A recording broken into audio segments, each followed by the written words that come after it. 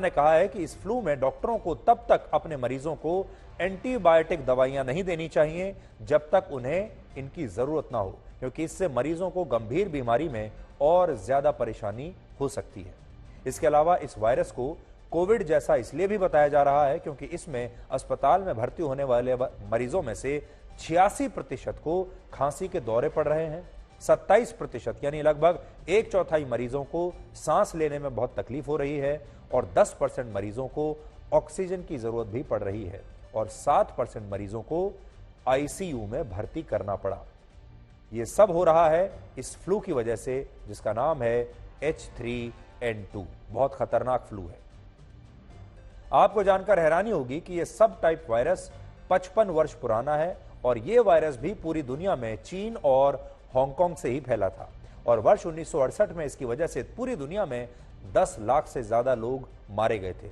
10 लाख सोचिए।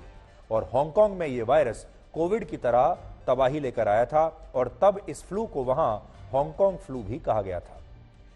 अब समझने वाली बात यहां एक ये भी है कि इस फ्लू को सीजनल फ्लू माना जाता है, यानी जो मौसमी फ्लू होते हैं, जो मौसम के हिसाब से आते जाते रहते हैं, वो माना जाता है।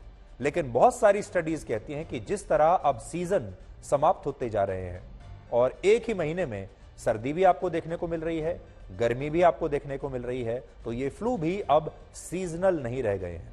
तो इसको इस तरीके से भी आप समझ सकते हैं कि हमारे देश में मौसमी बुखार जैसे आप कहते थे, मौसम के हिसाब से फ्लू बदलते रहते थे, सर्दी जुकाम वगैरह ये सब चलता रहता था। लेकिन अब मौसम ही नहीं बचे। अब आपको समझ में ही नहीं आता कि इस समय क्या मौसम है।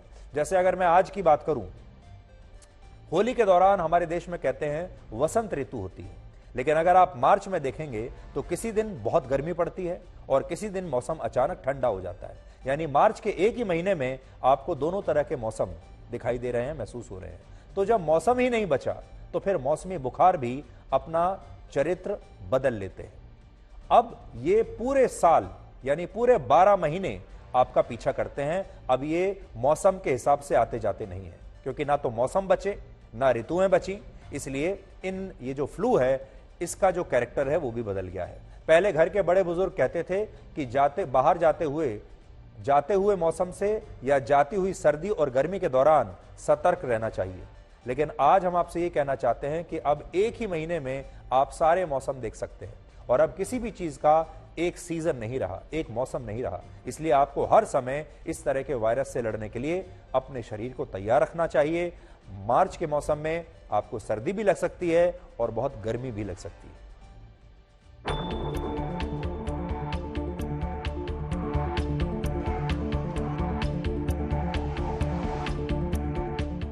Currently, we are seeing an increase in number of cases of influenza, which is basically presenting as fever, sore throat, cough, body aches, and running nose. H3N2 is a type of an influenza virus, which we see every year during this time of the year. But it is a virus which changes over time, it mutates over time, and it undergoes what we call an antigenic drift. That is, the virus changes to some extent. And we had a pandemic many years ago, which was H1N1. That virus is now, the circulating strain is H3N2, and therefore it is a normal influenza strain.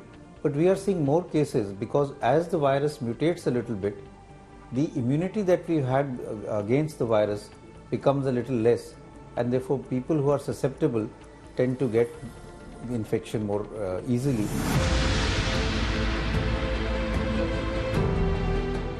ये respiratory tract infection में जो droplet infection है उसके द्वारा ये फैलता है। तो जो ड्रॉपलेट इन्फेक्शन के द्वारा फैलता है, तो जैसे कोविड-19 से संबंधित जैसे भी ये इन्फेक्शन होता था, उसी से संबंधित जो हमें सारे प्रिकॉशंस हैं वो प्रिकॉशंस लेकर के रखने हैं।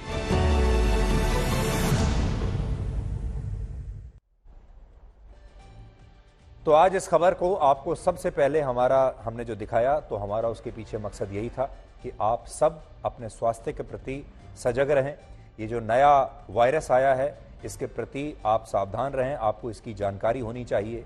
इस कोविड के समय में 2 साल हमने ये देखा कि हमारा स्वास्थ्य सबसे महत्वपूर्ण है, हमारा और हमारे परिवार का स्वास्थ्य। आपको सबसे पहले अपने आप को स्वस्थ रखना है, बाकी सारी चीजें बाद में आती हैं। कोविड हमें ये सिखा कर गया है। कोविड से पहले का अगर ज़माना होता तो शायद इस खबर को कोई जगह ही नहीं मिलती। लेकिन कोविड के बाद कोविड ने हम सबको ये सिखाया है कि हमें अपने स्वास्थ्य पर ध्यान देना है। इसलिए सबसे पहले आपको ये खबर हमने दिखाई और हम उम्मीद करते हैं कि आप सजग होंगे, आपको जानकारी मिलेगी और आप अपनी और अपने परिवार की रक्षा इस फ्लू से अब बेहतर तरीके से कर पाएंगे।